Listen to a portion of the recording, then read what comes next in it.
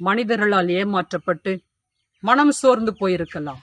வாழ்க்கையிலே ஒரு பிடிப்பு இல்லாமல் ஏனோ தானோ என்று அல்லது ஒரு நடைப்பீனமாக நீங்கள் வாழ்ந்து கொண்டிருக்கலாம். மனிதர்கள் மீதும் கடவுளின் மீதும் நம்பிக்கையை இழந்து போயிருக்கலாம்.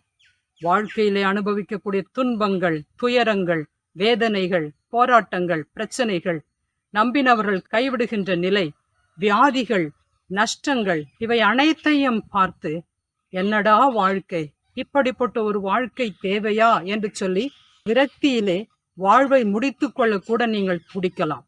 இன்றைக்கு உங்களுக்கு உயிர் கொடுக்கக்கூடியது பரிசுத்த ஆவியானவர், இறை வார்த்தை. அதைத்தான் நாம் வேதத்திலே வாசிக்கின்றோம். பச்சிலையோ மருந்தோ உங்களுக்கு குணமளிக்காது, மாறாக ஆண்டவரின் வார்த்தையே. இந்த ஜெபத்தை கேட்டுக்கொண்டிருக்கிற இந்த வேளையிலே ஆண்டவரின் வார்த்தை உங்களுக்கு உயிர் கொடுக்கக்கூடியதாய், சுகம் கொடுக்கக்கூடியதாய்,